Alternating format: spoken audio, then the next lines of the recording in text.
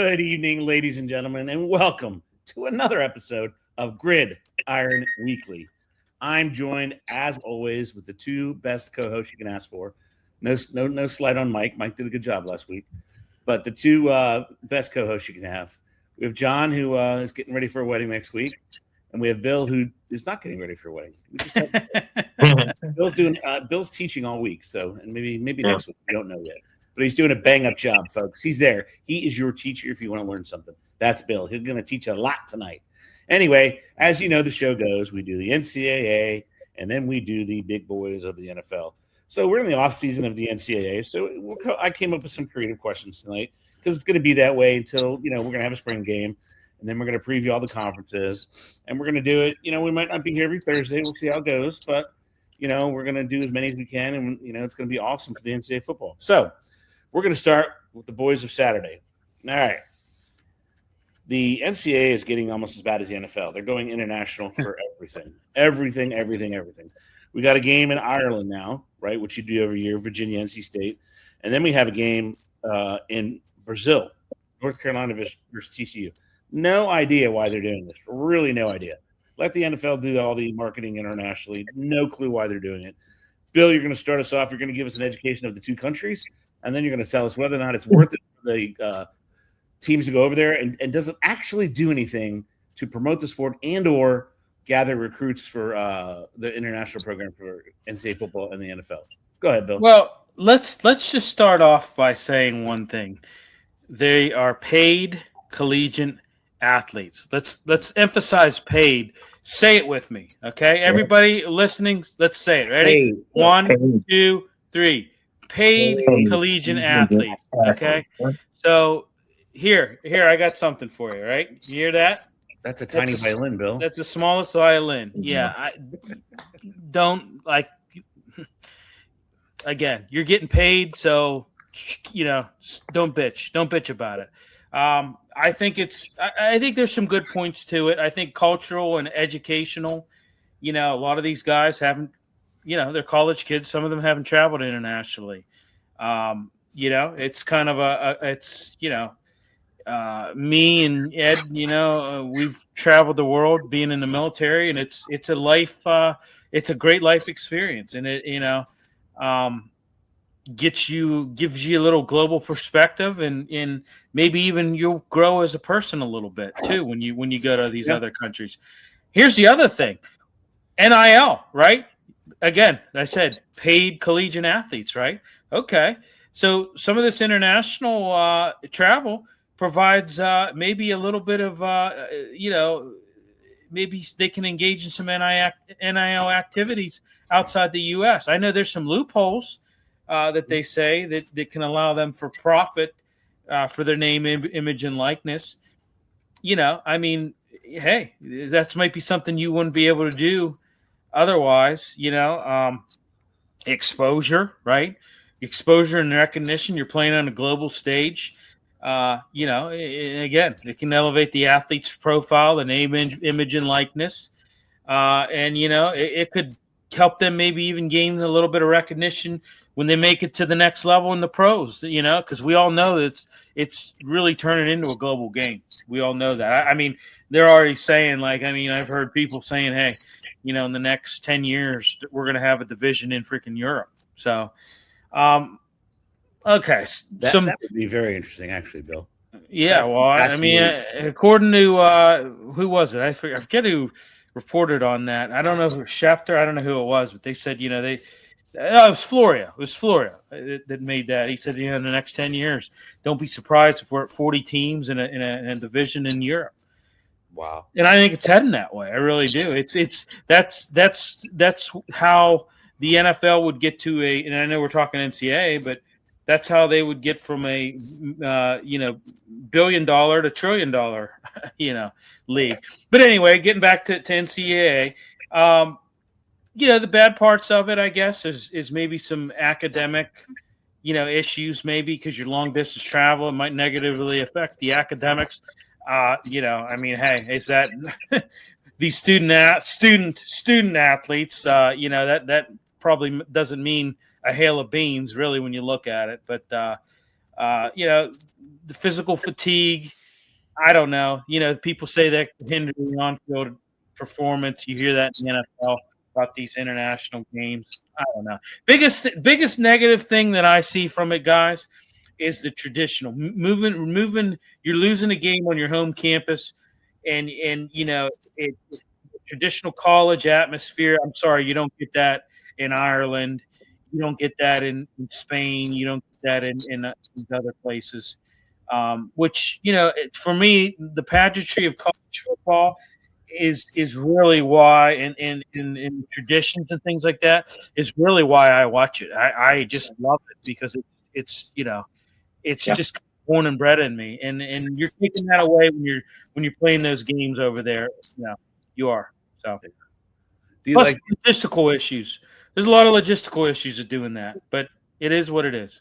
Yeah. But that's the big thing: loss of core traditions for me.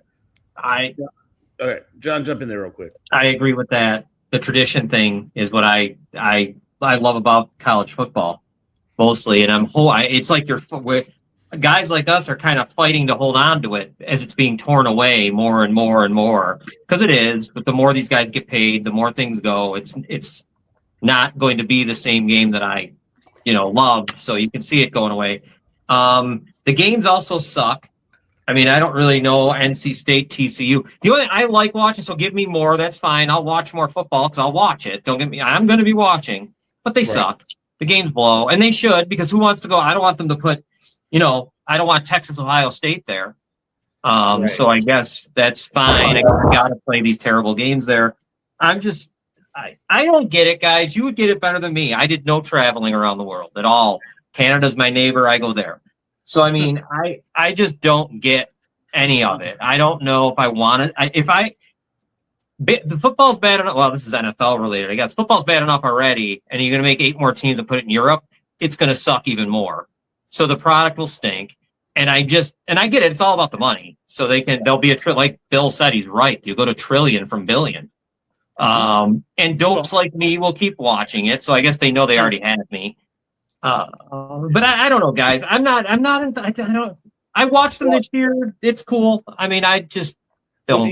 You look at the first game. It's NC State versus Virginia, right? They could easily be playing Stanford or Cal, which is actually a longer flight than because they're on the East Coast. So as far as the time change, I don't get that. I'm just wondering, what are the stats on it actually? Not only promoting the game, but gaining that international stronghold. Because if you look at it, there's between 7 and I don't know what the number is, or 7 point whatever billion people on the planet. 4 billion watch soccer. So are you trying to get after that crowd, or what are you trying to do? You already dominate American Airways, right?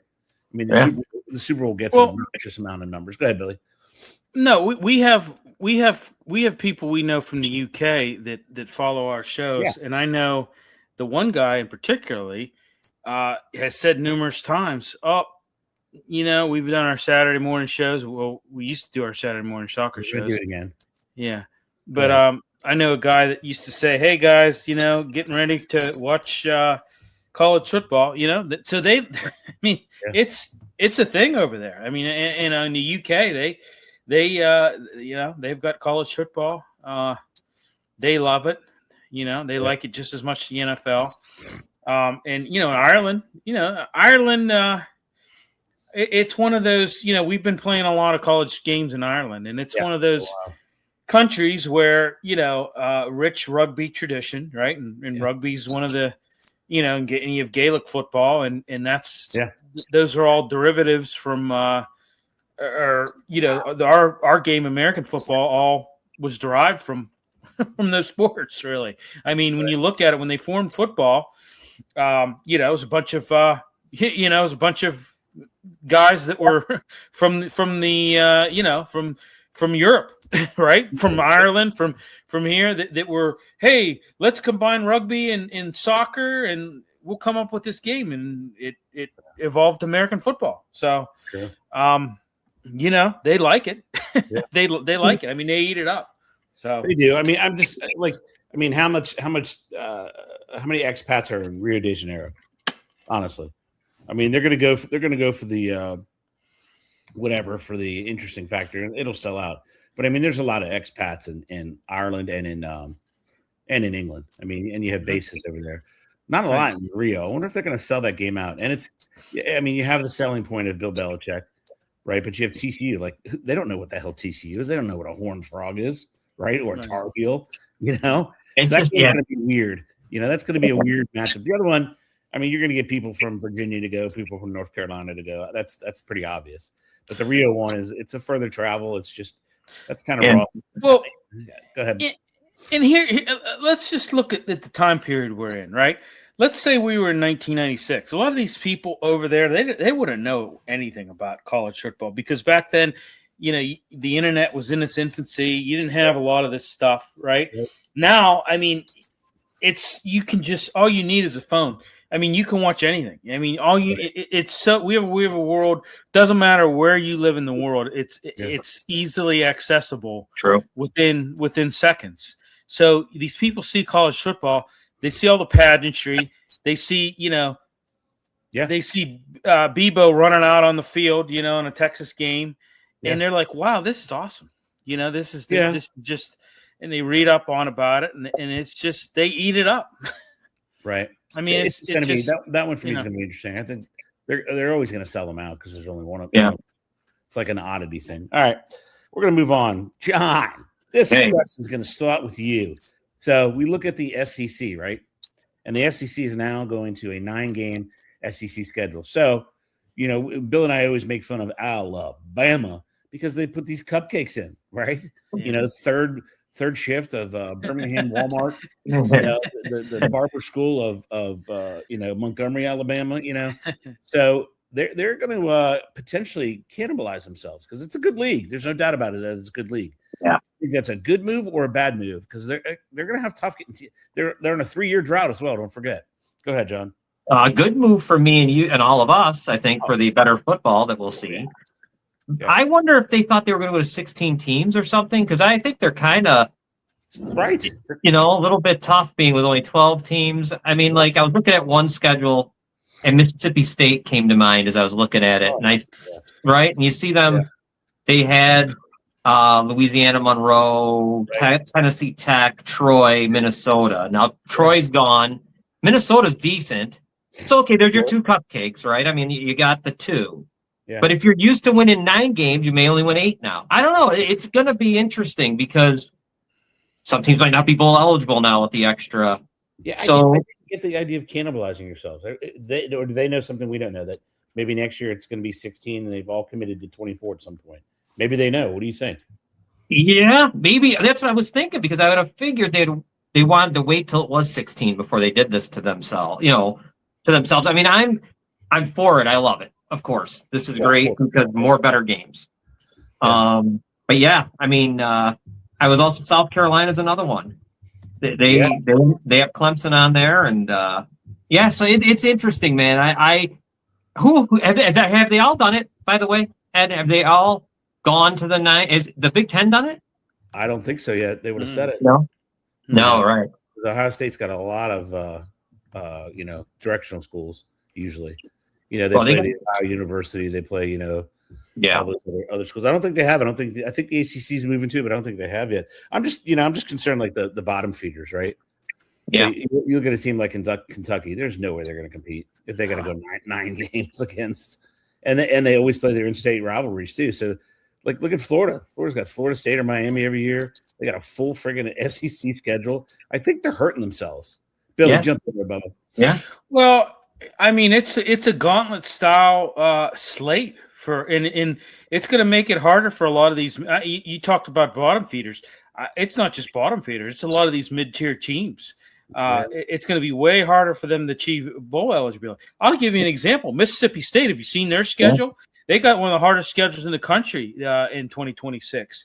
And, this shift, forces them to replace a winnable, manageable non-conference opponent with a high-level SEC opponent or game and making your bowl eligibility significant harder to achieve. It really does. Yeah, I don't understand. How about South Carolina? They're another team too. Yeah. I mean, you got some non-conference. You already got some high-profile non-conference games. Yeah. Against Miami and Clemson Clemson every year. Yeah. Yeah. So Yeah. now you got a 9-game format, reduces your ability, to use non-conference games kind of as a buffer, so to speak. What do you think as far as like I'm so tired of these teams that they get ranked because of their because they're undefeated, blah blah blah. Will it now are we just going to throw that out? Like, because you're going to have some really good 3-loss teams up and down the SEC. You just are. Oh yeah, you are. Yeah. Oh yeah. You're gonna have some. Yeah, exactly. You're gonna have some 3-loss teams, and you're gonna look at them, and you're gonna like, oh, they're still a good team. 3 losses, they're still, they're still, they're still a good team. Yeah, and I think for me, it's early. I think it's just early. Yeah. Right. Yeah. You have a confirmation of 16, like John was talking about. I just think it's early. I just do, because they're handicapping their entire conference. Yeah, like I said, these mid-tier teams, Mississippi State, South Carolina, even Vanderbilt. It's going to be tough for them. It's going to be tough for them. Billy, last week I was going through. We talked about it a little bit with Mike and John last week about the transfer portal. I'll tell you what, freaking Alabama is. They lost a whole ton of players. Yeah, John, you were right. They got kind of mauled. I mean, they got mauled a little bit. Yeah. I mean, they probably lost 10 players. They're going to have trouble with that schedule. They're not. If it was a car, it's up on blocks right now, and the doors are missing, and right. Hoping it's not. Yeah, I mean, it's being stripped right now. It's if it was a car, they're going to have trouble. It's at the chop shop. Right. And I think Georgia plays Georgia Tech every year. They're competitive. I think all those teams that have those natural in-state rivalries, they're in trouble, right? Because you're playing this 9 times. I look at Kentucky. Louisville's a good program, right? And then 10 of their games are rough, And I look at, you're right. Look at Florida. You're right. How about Arkansas? Arkansas. Yeah. That's another. They consistently having one of the toughest. They always play a high volume of top 25 teams. Yeah. Now you're adding insult to injury with this. Yeah. This is just It's more of an argument. I think because they're one of the biggest conferences in the country, I think it's more of an argument to go to 16 because they've already committed. Yeah. Right. The SECs are all in. Now they're going to make fun of the other conferences until they do the same thing. Right. I mean, the idea that some of the Big Ten players don't play each other is ludicrous. Right. The idea that teams in the ACC don't play each other. I mean, I think if this is the first domino to fall and it goes that way, then there's going to be tons and tons of 2 and 3 loss teams that are going to make it. And I agree with you too. You said Kentucky. It's going to be tough for them. Mm-hmm. I mean, it's going to be tough for them. I mean, they already have the intense rivalry with Louisville, right? And I mean, and now, now you got unavoidable conference games that are going to be, it's going to be crazy. Yeah. All right, Billy, hang in there because you're up next, man. Okay, so we have a rebuild of a conference, right? The Pac-12 is back. Actually, it never left us. It just turned out to be 2 teams last year. Pac-12, they added a bunch of teams. Billy, your first question. What do you think of the teams there? What do you think of the overall conference? Will they again be a Power 5? What do you think this does for overall sports in NCAA? But frankly, we're just talking about football. So, Billy, you hit us first. I don't think it's not going to be a power. It's not going to be a power conference. Really? I don't think so. I mean, I don't think so. I mean, come on. Yeah. You've got Boise State, San Diego State, Colorado State, Utah State, Fresno State. Oregon State. They got a lot of state schools, Billy. It's almost kind of like the Big Ten. I don't know. No, I'm just playing with that. I don't know. I mean, I don't know. It could be. I mean, you're asking, is it a top 5 or what? Yeah, if it's going to be a top 5 conference. I mean, because you have your 4 already. You have Big 12, ACC, SEC, and Big 10. Right. Will they be up there again? Because they were a Power 5 before the teams left for the ACC. No. I don't. I mean, I look at it like this. I look at it structurally and financially. You're not. It's just not a. I don't know that it's your typical top 5 league. Go ahead, John. It's going to be fun. I'll enjoy watching these games. This is going to be a great conference for late night TV for us. Yeah. I'm looking at it. I mean, I'm going to love this. This is going to be good. It's going to be a good conference. I mean, you really think they're going to match Big Ten and SEC Big 12, ACC. Do you really think that? I don't. No, they're going to be a tier below. They're going to be that, You're right. Exactly. tier below, I think. Yeah. For sure. It's interesting to me because, like you, John, kind of reminds me of the Fun Belt. Yeah. Right. Games like that. But you're right, man. Those late night West Coast games, 50-48. I mean, Boise State gets itself in a better conference. I think it does a lot for the sport, But and the other question I have is it eventually just going to go to the big conferences, or are we just going to have 20-team Big Ten, 22-team SEC? They should. I will. Go ahead, Bill. Go ahead. Jump in there, Billy. No, I was just going to say, kind of a little off topic. They had to pull some teams out of the ACC, that shouldn't be there. Yeah. Like Cal. Yeah, throw Cal in there. Yeah. Yeah. Yeah, I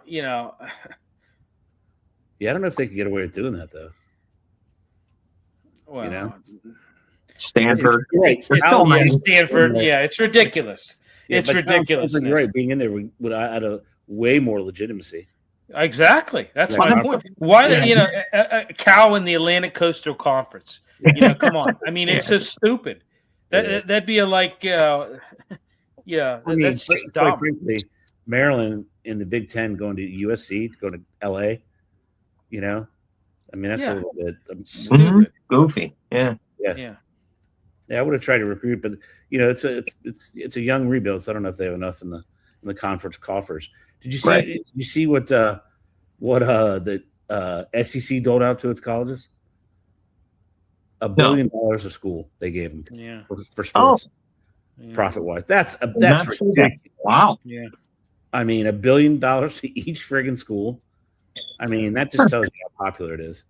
Yeah. All the sports. It's crazy. All right. John, next topic. We kind of talked about this, the whole NCAA football. Is there a 12-team fatigue? And for God's sakes, look at the championship now in NCAA. The 25th of January. Are you freaking kidding me? I mean, come on. The 25th of January is now the NCAA championship game. I mean, they're getting unbelievable. It's like almost a year-round sport, right? I don't know why they can't figure that out better. Like, seriously, I mean, why would we want the 25th of January? You know what I mean? Like, how many weeks is going to be in between? You're so far removed from the bowl games. Yeah. I mean, you're like almost a month removed from the freaking bowl games. It's stupid. It's stupid. It's straight. It's just stupid. Yeah, it's stupid. It doesn't do it. It makes me. I watch it all year. You're into it. I lose my interest as I'm waiting for 4 weeks. So 0 week is like August 24th or something, right? Right. Yeah. From August to January. I mean, come on. That's just dumb. Yeah. It is. It's starting to sound like the Premier League. Right, exactly. Why not just go August to May? This is the thing, Bill, this is what you were talking about, the traditional stuff. This isn't traditional. This is ripping it apart into shreds. No, I know. It's ridiculous. And I don't even know what I'm seeing. Going to play it in Las Vegas, too, of all places. Yeah, It's just, I mean, it's crazy. Oh, JT jumps in. Avery Hayes, 2 goals in NHL in the first period. Who's Avery Hayes? He scored again? He plays for Buffalo. No, he plays for the Penguins. They just brought him up. He scored, right? Brought him up. Yeah, he scored 2, yeah. Oh, 2? Oh, wow. Yeah. Nice. Yeah, I mean, a game I'm not watching right now because I'm doing this show. But hell yeah, baby. It's called dedication, Billy. Yeah, well, I'll be watching it when I get off here. Yeah. But anyway, Billy, what are your thoughts on the obnoxiously long season? I mean, I mean, there are some concerns with burnout, and and it's not only that; it's the declining quality in the format, in the. So I got a scenario, and it comes down to this, guys. Okay, and here it is again, rearing its ugly head. It's in this format's locked. What through 2026, 2027? Why is it? Dude, it's high revenue. But think about it this way, Bill. Your team, whatever conference you are, you play your last game at Thanksgiving, right? And you're 11-1. You're making the playoffs, right? You have, what is that? 65 days, maybe, or 60 days championship. What It's the ridiculous. hell? It's stupid. It's absolutely ridiculous. And not only that, think about, we talk about the players. Think about the coaches Right. and the burnout you get from the coaches. It apps with the transfer portal. Yeah. I mean, yeah. there's a lot of things that this can and I tell you what, too, you may generate revenue, but it's also expensive.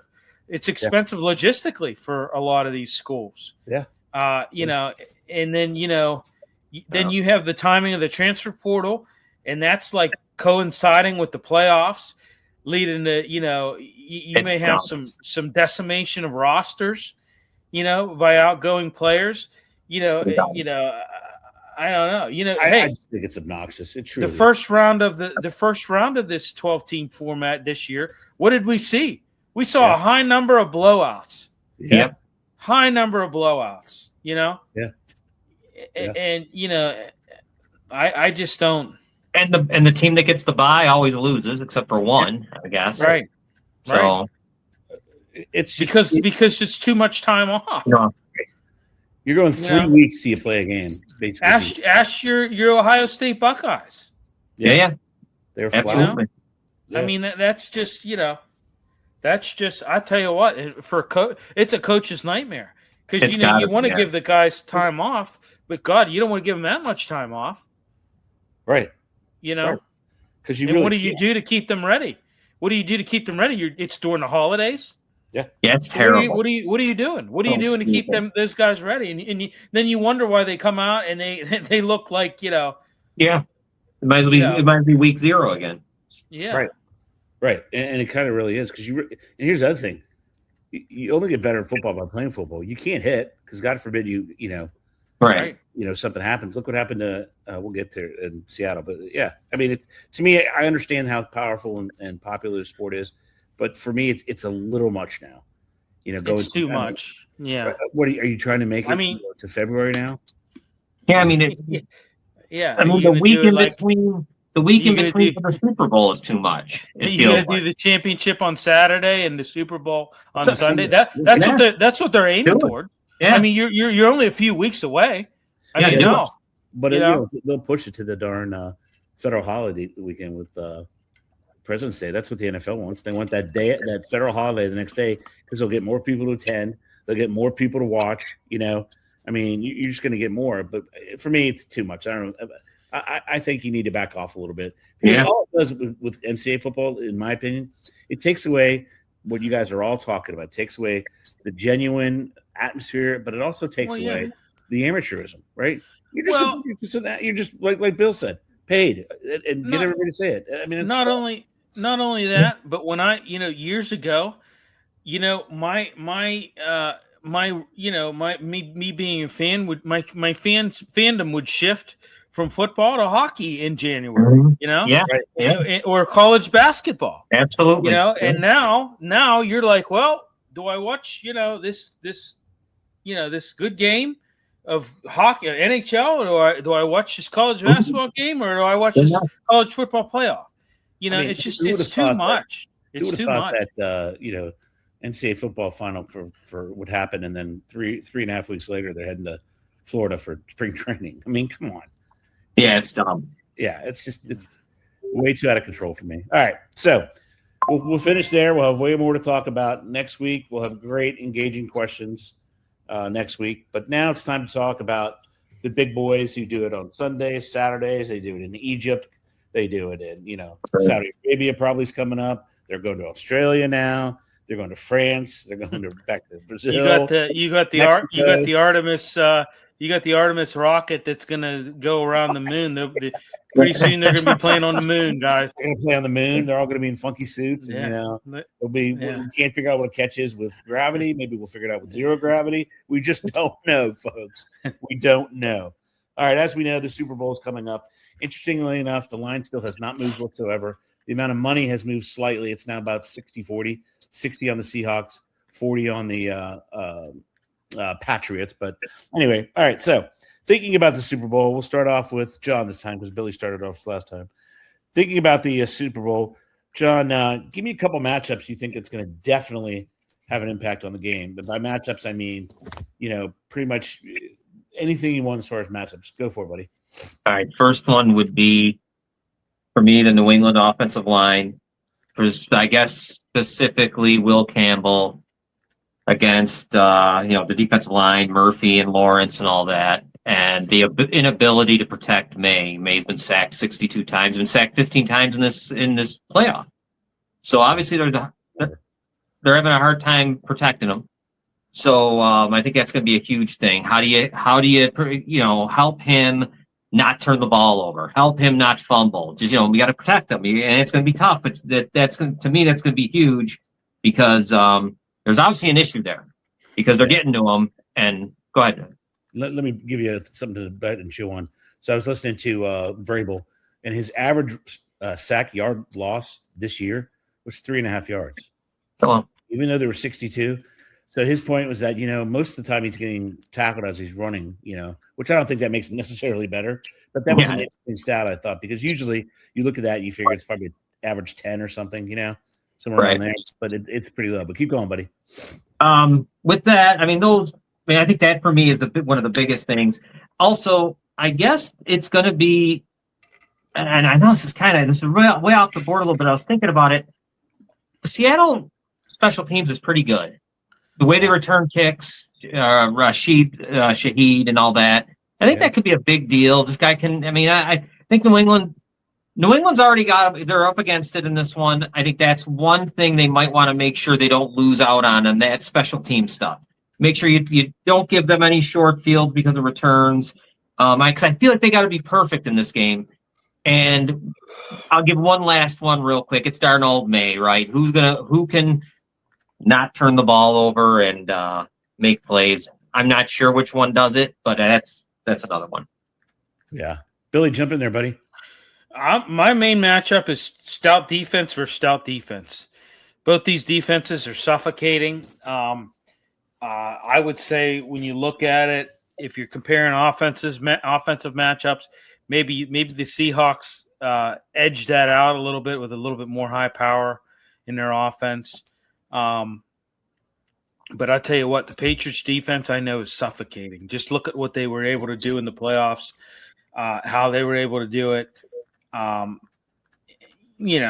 just think it's going to be I think it's going to be a defensive struggle. I really do. You've got two pretty good stout defenses. Also, you got, like John alluded to, Sam Darnold versus Drake May. How about I don't know. How about I don't know. I'm talk to me about Jackson Smith and Jigba versus Gonzalez. Talk to me about that matchup, Billy. Yeah, a formidable target for Darnold and a key playmaker in the secondary for the Patriots.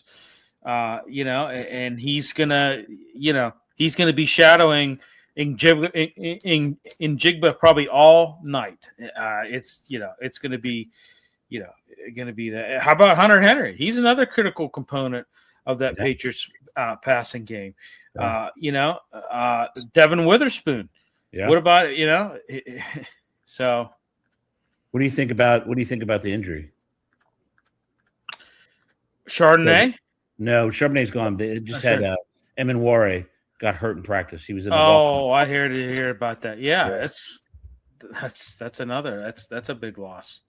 Well, he's in, right? He's playing. Yeah, but he's not going to be 100%. Yeah. Okay. Yeah, and missing Charbonnet is huge. It just is. Yeah. Because the other kid doesn't look as strong. He looks good, but not as strong, as far as I can see. I got one for you, John. What do you think about Darnold versus Darnold? Like if he I think Drake May is playing on house money. He just is. Yeah. He's 23 years old. They appear as if they have a bright future. You never know in the NFL. Let me just say something.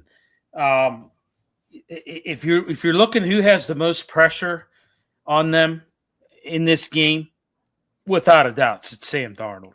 Okay, this is a chance to cement a legacy for him. Okay, this is a guy who's been up and down his entire career. You look at when he played for the Vikings, had an amazing regular season, ends up, laying an egg in the playoffs, looking bad. Everybody down on him again. Goes to Seattle, and he's doing it again, playing exceptionally well. There's a lot of pressure on him to win this game because he may never get back to this again. And he's only 28 though. He's not that old. Well, I know that, but that's you're pushing 30. You may never get back to this again. If you want to cement your legacy, this is and it's got to be in the back of his mind. It's got to be in the back of his mind. Hey, I really need to come out, and I really need the ball, and I really need this Super Bowl. Think about. Let me pose a question to you guys. Okay, pose it, baby, pose it. Let's say he wins this Super Bowl, right? Let's say he's super. I'm not even gonna say he's the MVP, but let's say he plays a good game, wins Super Bowl. Okay, he's got maybe 7 more years. Okay, and let's say in that 7 years, he plays pretty comparable to how he played this year. Okay, maybe he doesn't get another Super Bowl, maybe wins some playoff games, but doesn't get back to the dance, but still wins the Super Bowl. Let's say, like I said, 7 more years, plays similar to how he played this year stats wise.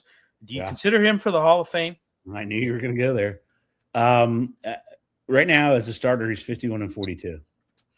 So you say 7 or 8, you give him 8 years at 10 or 11 wins a year. I mean, that adds it's like 100. Doesn't win another Super Bowl. But wins this one. Hey man, Kurt Warner's in the Pro Football Hall of Fame.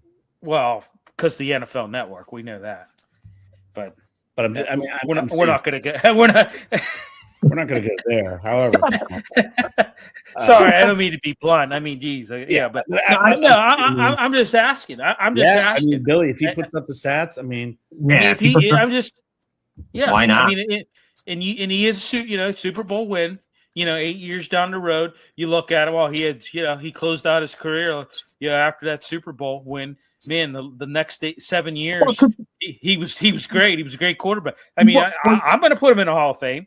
Yeah, because you can make all kinds of not excuses. I mean, they're realities. He went to the Jets. I mean, the place is a mess. Everything what I mean. So he has some. His beginning of his career was not. Well, and he went to Carolina and had some problems. Big mess. Too. Yeah. Mm-hmm. Yeah.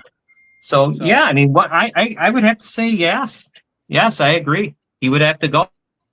Oh, another 7 years, good football. So I mean, like that's gotta be in the back of his mind. Like, hey, I'm here. I may never get another chance to win this again. Yeah. This is a cementing of my legacy. Period. Go ahead, John. His confidence has to be really high after the NFC Championship game. Oh, super. I mean, that was one of the better games you could play. I mean, he outplayed the MVP of the league in Stafford, who I'm sure it's going to be. And I'm just saying, like, he really that impressed me. I've never been impressed with Sam Darnold in my life until that day. I couldn't believe how he played. Well, and I mean, that's the biggest game of his life, and he did well. I mean, more than well. I mean, you got to look at it. Like I said, this has to be. I mean, this is a pressure for him. I mean, out of everybody that you have, like you said, Ed, Drake May's 23 years old. He wins. He's going to be the youngest quarterback to ever win a Super Bowl. This is house money for him. Right. This is no pressure. He's on a cap-friendly deal for 4 years. Yeah. Sam Darnold. I mean, this is like this is the ramifications of losing this game could be very it could be very detrimental to his career moving forward. So here's especially if he's bad. Especially if he's bad, then my goodness. Well, it also is going to get in his head that he has people that are dying to write a bad article about him. They're dying to. Oh, absolutely. So here's his career stats. Here's his career stats. 51-42 as a starter. He's got 20,431 yards, 62.3% completion rate over his career. He's got 123 touchdowns, 82 interceptions. That's not horrible. That's you say 123 interceptions. Holy God! But I'm saying 123. That's not a horrible resume. No, that isn't bad. That's not a horrible resume. No, it's not. That would have been insane. But I mean, we're talking a pretty good resume, right? Yeah. Yeah, but that's what I'm saying. He wins the Super Bowl, and like I said, he keeps playing the next 7 years, comparable to how he's playing now. Yeah. I mean, you got to look at him and say, hey, this guy could be, when he hangs it up, a Hall of Famer. But if he doesn't, I think it. What? Good. What if he throws for? What about this? What if he has a good Super Bowl, plays great, just as good as he did in the NFC Championship, but they lose, and then he never wins one again. No. He never gets in it again. No, he plays great for the next. You got to win, right? You'd have to win. You got to win. You got to win. If he keeps up the clip and goes 4,000, you figure that's 34,000 yards. That's 54,000 yards. Well over probably 100 wins as a starter. Super Bowl appearance. I mean, I don't know, man. Philip Rivers. But then you got to look at Then you got to look at guys like Eli Manning who's storing in. Yeah. And you got to MVP, Super Bowl MVP. Right. Absolutely. I mean, I'm just saying. I was thinking that today. I was thinking that today, and I wanted to pose that question to you guys. I'm like, all right, here's a good one for you all. And Bill, you're going to start us off with the next question. The most valuable player on each team, Billy. Billy, you worry about the Seahawks. John will take the AFC. Go ahead, Billy. The most valuable player on the Seahawks that has to perform for them to win. Well, I think Sam Darnold, number one, has to perform for them to win. I think I would also give Devin Witherspoon. I think they're looking at him. He's your top corner. Yeah, they're looking at him and saying, "Hey, you've got to find a way to limit their passing attack." Yeah. How about I would even throw in Leonard Williams. Yeah. Yeah, I'm with you, man. He's they're going to need him to be dominant as a pass rusher. But I would say Sam Darnold would be number one. The other guys that I listed would be secondary. But I'm Sam's got to play good, and he has played good. He's on big stages this year. He has played well. He's played exceptionally well. But like I said, the pressure's on him. Man, if you've ever seen somebody with pressure on them to win a Super Bowl, I mean, it's this guy. Yeah. And that is going to be fascinating. John, jump in there. So we're talking. You want me to do the Patriots, right? Yeah. I'm going to stick on as a group, that offensive line, because I do think they're going to have to run the ball. I do think they might want to try to get Trey Henderson to have some explosive plays on running the ball. Because to tell you the truth, there's nothing on New England that scares you offensively at all. There's not much for Drake May, really. I mean, Diggs is what he is. I don't know what he's going to do. Yeah, Hunter Henry, even, John? Well, not bad, but I don't think he breaks the game. But he could certainly keep a drive going, right? Like, he could be one of those guys that gets you a nice 3rd and 6. Yeah. But, I don't see him being, for my opinion, I just don't see him being like a game breaker. He's a chain mover. I will say that. Chain mover, yes, absolutely. Yeah. I want to see the line help them run the ball and control the game, because you got it's going to be a tough task against Seattle. Yeah. I think the offensive line, man, I think that's huge. They need to control the ball a little bit. They got to. It's going to be a defensive game, like you're saying, Bill. I think you want to be able to run the ball. Whoever can run the ball will win, I guess. See, and I think the Patriots have a better running game. They have Ramondre Stevens and Henderson. That's better than Walker and nobody. Yeah, because of this. Yeah. No, Seattle doesn't average very well. That's like 2.6 yards per rush. They don't do that really good. So I mean, they have some nice play. I mean, Walker had some good games, but you know what I mean. They don't. That's why I'm saying I think if New England, that offensive line, which I think is not as good as you want it to be here, I think maybe you get the running game going. Don't worry about Drake May. Let Drake May just manage, do whatever you got to do. Get the running game going with, like you say, Stevenson, and I think Henderson to be the guy who breaks a big one. For me, it's the offensive line of New England. And then on the defensive side, similarly, they need to get pressure on Darnold, right? I mean, you can't let him just stand there either. So they need to pressure him, get Tim Barmore, all that. These guys they don't have to go to court, so they're good. They got some time. So they'll be fine to maybe rush the passer and get Darnold to turn it over. All right, here's a question I have for you too. Which team does enough to negate that one negative play that every team has in the Super Bowl? which team is prepared to have the resiliency and do enough that one play won't make a difference. Who you got, Billy? That's tough. It's That's tough to tough. say. Yeah, it's a tough question. I mean, probably maybe the Patriots. Maybe the Patriots. I just think that, and we'll get it. I know that's your next question about, but I just think that they've got a little bit. I don't know. It's not a knock on Mike McDonald, McDonald, but I just think that they've got a lot more resiliency and just like it's woven in their culture with the Patriots just because of Mike Vrabel, and I know we'll get into that. Yeah. So. John, what do you think? I kind of agree there. I mean, Vrabel. I mean, if we're talking like someone who could just like calm everything down, it'd be him, and not Drake May. I don't think he's ready to do that. It would be Vrabel, would be the guy that would be able to maybe more than McDonald can. I agree with Bill there. Yeah, it's a perfect segue. John, you're up. Who has the coaching advantage? And I'll just put this little tidbit in your ear. The Super Bowl, and people don't. It is two different games. Period. It is two separate games because of that long 45-minute break. Until you get back out and get warm again. God. So it's two separate games. Every year it is. We see it every year. You look at when they came out and they had three over Kansas City. In that break, I will not be. Not watching Bad Bunny. I will be doing other things. Yeah, I'll be doing other things like not yeah, like I'll, with that 45 minutes, maybe I'll shampoo the dog's ass. There he is. He just got hired by Hallmark. He's going to write very nice cards for Hallmark. So, Billy, what do you think? Who's got the better coaching, Billy? I mean, like I said, it's no knock on Mike McDonald. I'm not knocking him. I think he's done an amazing job. But I mean, you've got an experience and a guy who's really built culture. I mean, come on, they go from 4-13 to 14-13 in one season. Yeah, it's pretty amazing. You've got a 3-time Super Bowl champion as a player in Vrabel. Yeah. He understands the pressure of the big stage, I would say. Yeah.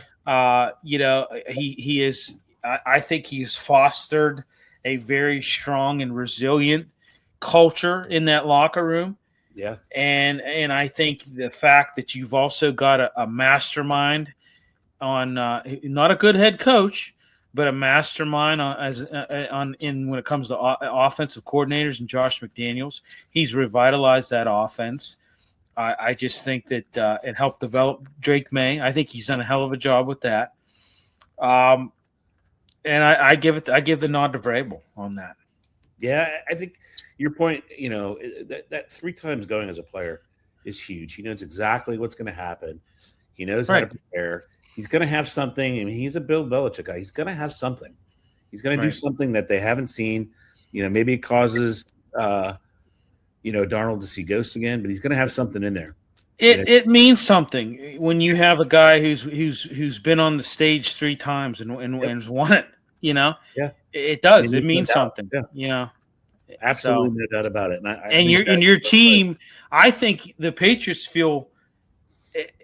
I think if I was on that team, I would feel a sense of comfort. Like, hey, our leader has been here before. He's won this 3 times. To be able to look back at somebody and say, okay, we're good. Look at him. He's calm. It's when the whole thing about it is the best analogy is when your child falls down, they look to you. They don't know that they're hurt at all. They have no idea. They look for your reaction. If your reaction when they score is calm, they're going to be calm. If you're upset and you freak out, guess what? They're going to wail. Right. They're just going to wail and cry. So it's going to be.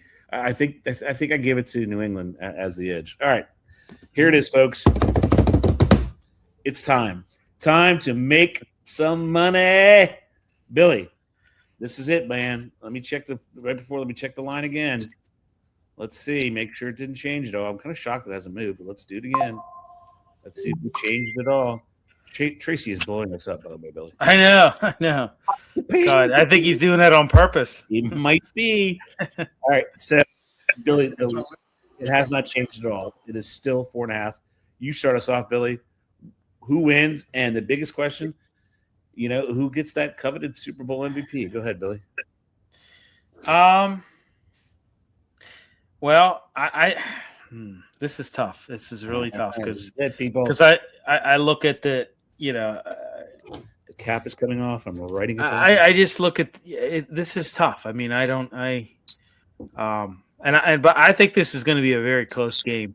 I think it's going to come down to the wire. I think it may come down to whoever has the last possession. I'm going to give the nod to the Patriots on this. All right, or what?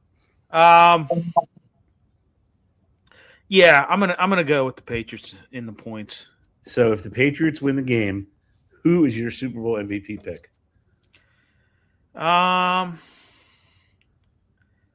Jeez, I'm gonna give it to Drake May. Woo! I'm gonna give it to Drake May.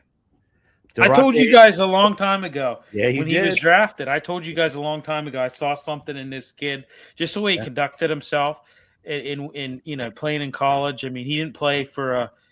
He wasn't. He was at North Carolina. He wasn't before pre-Belichick.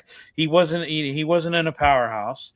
But I just saw something in this kid that I don't know. I just really, and I remember saying, "Hey, I think this kid's going to be something." This kid, look for this kid in the next couple of years to maybe be being on the big stage. I said it. I mean, I'm not patting myself on the back too hard, but I'm just. You don't want to hurt your shoulder. But Billy picks Roque Maye and the Patriots. So, John, you're up, man. All right, I got Seattle winning 24-19. Woo! And the score will be 24-13, and late New England will score. They'll try to go for 2, and everyone will be scared because of the line, but they won't get it. And the Patriots and the Seahawks will cover. Sam Darnold wins the MVP, and I can't believe I'm saying that. And I think the Patriots would have got knocked out. I think if the Patriots would have played a decent quarterback at one point in this playoffs, they'd have got knocked out. I really do. I think they'd have been knocked out, and I think they are just way over their skis here. And I think it comes crashing. I honestly kind of think it comes crashing down because I think Seattle's the better team, pretty much in all 3 phases of the game. And maybe the coaching is better for sure. I do agree with that. Maybe, but I don't know about Kubiak and as far as that goes as offensive coordinator. I watching New England, I got to tell you the truth. They just haven't played much. They got an easy ride, and that's what you get for winning your division. You win your division, you get to play those teams, and they earned it. But I'm going to be honest with you. They could have lost in Denver very easily to a backup who hadn't played in about 8 years. Yep. You had a terrible Texans quarterback. I don't even know what the hell was going on there. Oh, yeah. And the Chargers were decimated. So you only play who's in front of you, but I don't think they've seen a team like Seattle yet. I mean, what's that? All 3 of those teams had top 5 defenses. And terrible offenses to the point where I don't even know what I was watching. That Houston was so bad that they were just. I mean, C.J. Stroud might as well put the other jersey on with what he was doing. And the Broncos were shot. I mean, they were absolutely shot going into that game. The Bills game was their Super Bowl. So I'm just saying, I don't know unless Vrabel's going to play. I don't see how they win. So I got to go with Seattle. And I think it's not going to be really close, but it will be close for the line, and it'll give me a stroke, and then they win. So that's just what I don't know. I'm probably going to be dead wrong. So yeah. Well, I just like I said, it all really goes back to me with Darnold. Excuse me, sorry. And the pressure's on him. I mean, this is just he can either channel it into positive on-field play, or it can eat him alive. Yeah. And Robin's chiming in here. He would be the first quarterback to play for 5 different teams and win a Super Bowl. And that little Griffith 7126 says Eagles will keep AJ Brown. We haven't gotten there yet. Yes! Oh! We haven't gotten there yet, folks, but I'm not so sure they're going to keep him. Yeah! Oh, they're going to keep him. Oh! Bill is very excited. That is actually genuine from Bill. He's very excited. He's very, very, very excited. All right, Bill, you weren't here last week, so we decided to add a new segment on the show. Oh, yeah, that's right. Have lots of time coming up between once the Super Bowl ends and the next season begins. So we're just going to take the draft as it is, right? We're going to take the draft as it is, and teams that don't have a first-round pick, we'll add them at the end because they will be in the second round. So We're at 6, so let me see. It's even, so it's John, or 5, so it's Billy. Billy, the team that drafts second overall is the Nueve Jets, the New York Jets, right? So obviously they have needs up and down the line. Who do you think they take, and give a quick why? Yeah, who do I think they take number 1? And no, they're the Raiders. We already did Francisco Mendoza. This is the number 2. Francisco. Brand. That's fun to say, Francisco. So Fernando. No, it's Francisco. Who do you think? For the movie, yeah, Fernando. Yeah. Who do you think that the Jets take with the number 2 overall pick? What the hell are we doing here? Come on, it's NFL football. Who did the Jets take with the second overall pick? The consensus online is they're taking an edge rusher. Second, that narrow it down. Who do you think they're taking? That's one. They got Dante Moore. He's not. He's going back to Oregon. That'd be tough. That would be tough, right? I don't know. I can't think of off. No, I don't know. All right. Well, do you think it's going to be an edge rusher? We'll give you that. I mean, they've had low sack production. Yeah. Last year, like real low. So yeah, they could use a premier edge rusher. I think they could also use a wide out. Yeah. Somebody to work alongside Garrett Wilson, because that hasn't, it's been proven he's kind of been a one-man show in that department. How about secondary even too? Yeah. I mean, you've had some guys leave there. I'm not going to say running back, because I think they're going to retain Breece Hall. I think they're going to do that, Yeah. So. Yeah. All right. I don't know. You're good. One of the, I'm going to forget his name, the edge from Miami, whichever one is the Ruben Bain. So him, I would think, they're not going to take Caleb Downs there. It'd probably be too high for a safety. Yeah. But they're stupid, so they could. Yeah. So I'm not, who knows? But I would think the edge, because they need a quarterback so bad, though, and there's not one to be had right now. So what about Bailey from Texas Tech? Yeah. He's up there. The Jets need a long-term option QB. And I hate to say it, but if you're a quarterback, they're not going to get Mendoza. He's going to be gone. Yeah. But who the hell wants to go to the Jets? You're right, man. Really, who the hell would? That would just be, career suicide. Ask Darnold. Well, it would be, equated to, Kenny Pickett putting his head in his lap when he got drafted by the Steelers. We all remember that. Yeah, and it was bad for both parties. Right. Right. But yeah, who the hell would want to go to this team? Who the hell? Maybe they. You know what they ought to do? Here's a suggestion. Why don't we replace the Jets with that? Let's bring back the New York Titans or something like that. Well, we can't do that because we have the Tennessee Titans. Let's take the Jets and move them to the UFL. How about that? Let's put them in the UFL. They can play like the DC Defenders and the Columbus Aviators and move them to the UFL. I think they'd fit good in the UFL. Just move them to the UFL. So I think that they definitely have to go edge. It's just the easiest way to improve your defense. Put pressure on the quarterback. Everybody else. Well, they were like, what? Can you bring the stat up? I know they were low in sacks last year. They were like one of the lowest teams, if not the lowest. They might have been the lowest. And no turnovers or no interceptions. First time ever that the team's gone an entire year without a turnover. You're right. Yeah, it's ridiculous. Which is weird because your coach is a defensive coach, right? And that's why you hired him. So and they've done. And what are they going to do offensively when they do get a quarterback? He's a terrible head coach. Yeah. He's a terrible head coach. Agreed. He should go back to being a coordinator. He's terrible. He is terrible. We always said that when we went through it last night. He's a very good coordinator. There's some guys that just can't coach. Josh McDaniels is one of them too. Yeah. Great offensive mind, but cannot be a head coach. Can't do it. And can't win with them. That's great. Love that. Love that line. Yeah. All right, But ladies no, and gentlemen. I mean, it's just like Aaron Glenn is a. I mean, listen, I don't know the guy personally, but when I saw that last year, him dancing and acting like a complete asshole when they won one game, I mean, that's just to me. Bill, the best was on the sidelines when then they lost to Tampa. Yeah. He went, and it was the funniest thing I ever seen. And I saw his capri pants too. Yeah. He just, I don't know. Like, some of these coordinators, they become head coaches and they just lose their ever-loving mind for some reason. I just don't understand. They don't know how to act. It's like, like that awkward guy that's at a party, that just kind of like, goes there and everybody's just like, him. Yeah.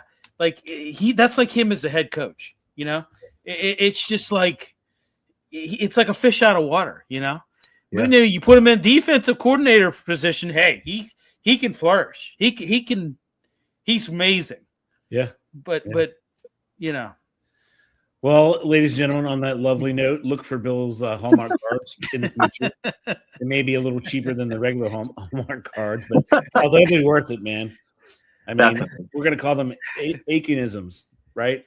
Aikinisms by Hallmark is what we're going to do. Hopefully when you open it, you can actually hear Bill's voice when you open it. How awesome would that be? Yeah. Well, let me tell you a story. This ass man. Well, it would be. By the way, they would be. They would be. Yeah, they would be like. I would. They would be like brutally honest. Like, like no, that dress doesn't make you look fat. You're just fat. Yeah, you're just fat. We have a Bernie Kelly card. That'll be. Yeah. And oh, by the way, you're 40. Enjoy that, fatty. Yeah. Your metabolism sucks now. It sucked back then. It really sucks now. So it's only going to get worse. Happy birthday. Happy birthday. Oh, Lord. All right, folks. That's it. It was great. Join us next week. We'll have a nice review and lights out button.